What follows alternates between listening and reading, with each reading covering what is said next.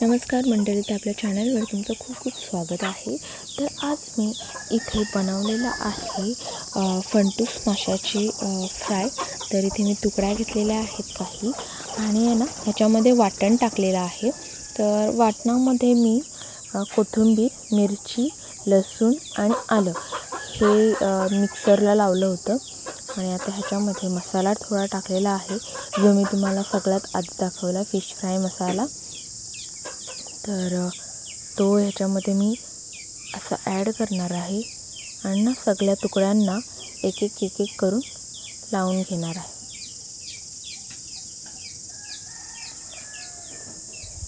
थोडासा मसाला मी थोडा ह्याच्यामध्ये लाल तिखट टाकणार आहे।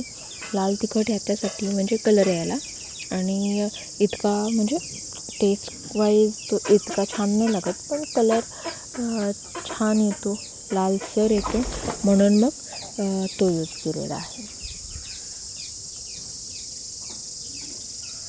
आता हे पण तुकड्यांना पूर्ण आपल्याला लावून घ्यायचं आहे आणि इथे थोडासा मी मसाला घेतलेला आहे तिखटवाला। तर तुम्ही तुमच्या अकॉर्डिंग टाका, ज्यांना जास्त तिखट आवडतं ते जास्त क्वांटिटीमध्ये टाकू शकतात। आणि सोबत थोडीशी हळद टाकलेली आहे।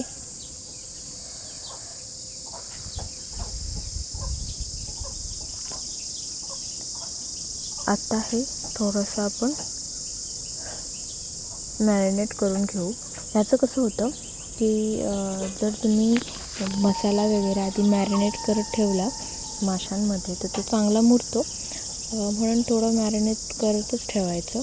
आता हे चवीपुरतं मीठ ह्याच्यामध्ये मी घातलेलं आहे।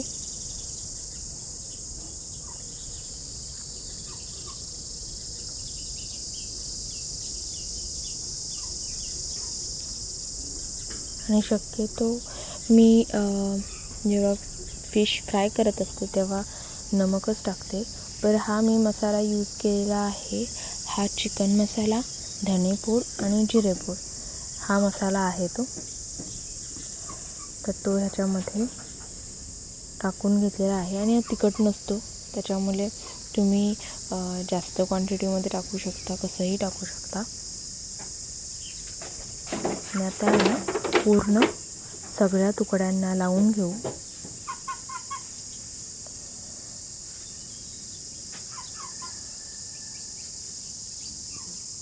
मी त्या तुकड्या मॅरिनेट करत ठेवल्या होत्या। मॅरिनेट करून झाल्यानंतर इथे मी तवा ठेवलेला आहे चुलीवर आणि त्याच्यामध्ये तेल टाकलेलं आहे, सोबत कढीपत्ता डायरेक्ट अख्खा टाकलेला आहे।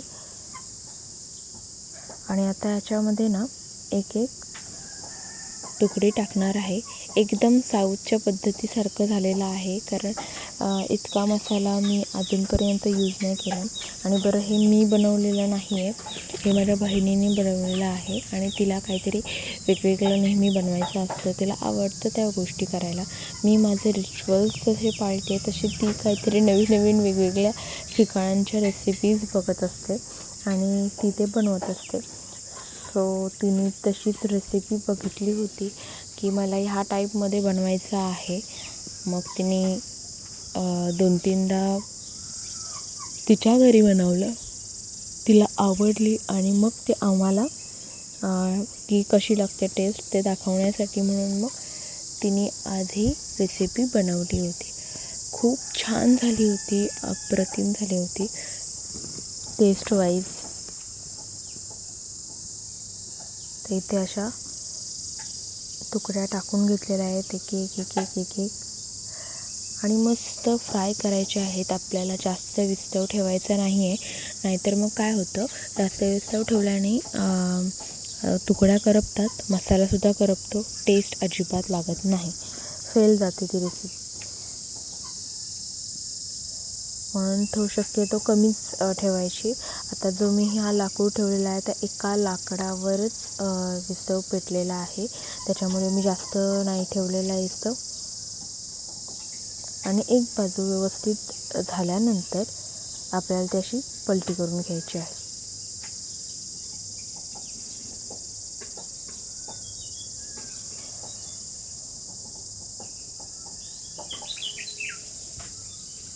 एक अशी पलटी करून घ्यायची. ॲक्च्युली तवा खूप छोटा पडला होता आणि तुकड्या खूप जास्त झाल्या होत्या, त्याच्यामुळे पलटी करायला जड जात होतं.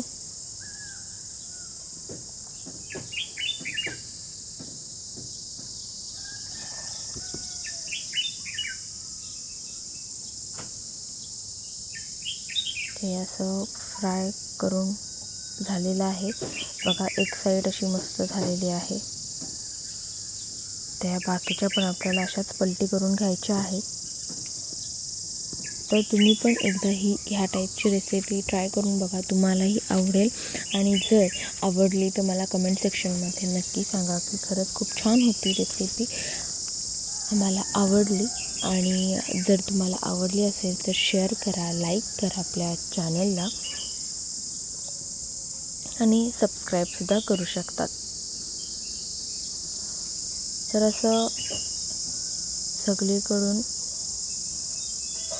पलटी करून झाल्यानंतर विस्तव मी काढलेला आहे आणि एक जी थाज आहे विस्तवाची, त्या थाजेवरच हे सगळं मी असंच ठेवलेलं आहे.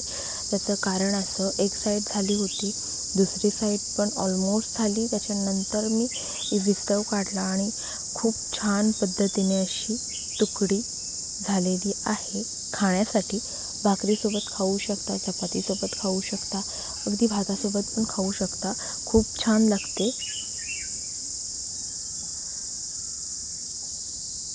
तर ही अशी आपल्या फणटूसची तुकडी तयार आहे.